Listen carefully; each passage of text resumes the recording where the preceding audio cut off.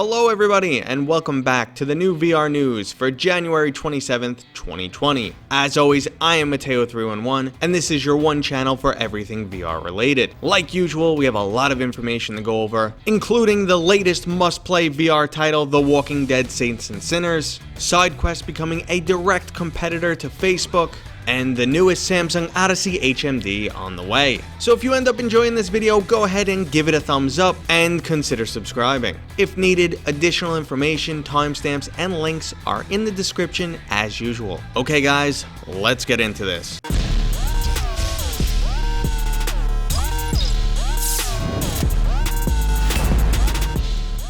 First up in the game news, Doctor Who: The Edge of Time has officially launched on the Oculus Quest, and as a nice added bonus, the PC VR players finally got Valve Index support. Now when this game originally launched back in November, I was pretty pumped because it looked like a Doctor Who themed version of The Gallery, which was one of my favorite first-gen VR titles.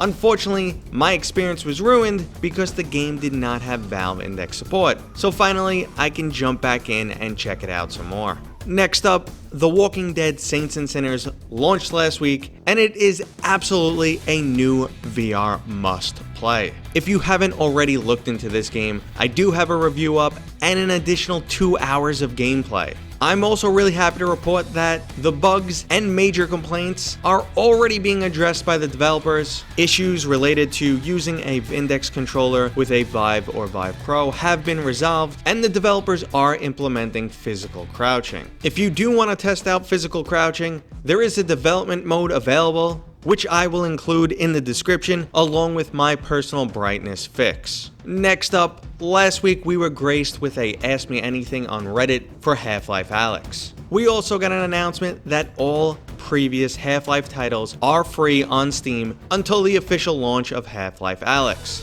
which, as it seems, based on the Reddit Ask Me Anything, will not be delayed. The game is on schedule, and this won't be another case of Valve time. Another major takeaway from this Ask Me Anything was that Valve is still very concerned with player comfort, and those who just can't deal with smooth locomotion will still get to fully enjoy this game, unlike some of the newer titles such as Boneworks and The Walking Dead Saints and Sinners. Budget Cuts got an update that added 13 new mutators, including smooth locomotion. These mutators allow you to experience the game in a completely different way, and they can wildly impact the difficulty with things like aim-assisted throwing knives and bullet time. So if you do use these mutators, just please note, achievements will be deactivated. I personally praise Budget Cuts for their truly unique teleportation mechanic and difficulty of the game, but these mutators do increase the overall appeal to certain players. Now last up in the game news, I have 2 free demos for you guys to check out. The first is called Change Range, and it's a time-stopping puzzle game which has you turning gang members against one another. Think of it like a bloody version of Time Stall. The second demo is another puzzle game called Brain vs. Zombies, and here you'll have a limited number of bullets to defeat all zombies on screen. It plays out similar to something like Angry Birds or even Cut the Rope. Okay guys, moving into the software news, we are once again talking about SideQuest. To the top, a highly rated PC VR title has recently become available as a paid application on SideQuest after failing to be approved on the Oculus Store.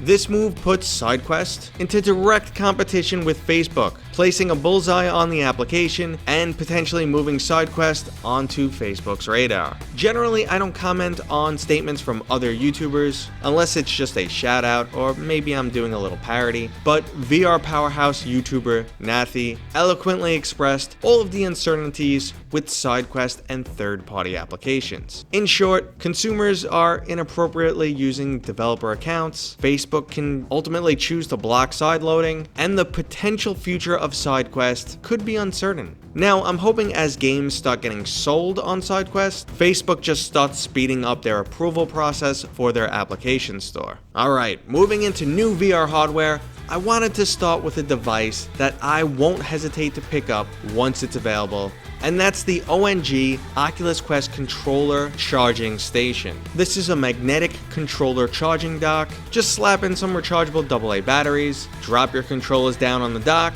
and you don't have to worry about them. And in case of emergency, emergencies, you still have the ability to throw regular AA batteries right back in. I am all about convenience, and to me, this is going to be a must-have Oculus Quest accessory. And finally, our top hardware item, and that's the radically redesigned Samsung Odyssey. A patent has been filed for a new Samsung Odyssey device, and it did include 8 pictures. Now, these don't actually have to represent the final product, but it appears that they are making some drastic changes. Now, the Samsung Odyssey uses Windows Mixed Reality inside-out tracking, but the current design in the patent has no visible cameras. Now, we can't tell if they're just discreetly tucked away, or this device will use some type of newer technology, which would actually be pretty exciting, because generally I tell people to steer clear of Windows Mixed Reality for 2 main reasons: 1, the inferior tracking, and 2, the overall lower amount of game compatibility. But currently the Samsung Odyssey Plus is a higher end device with a low end price tag.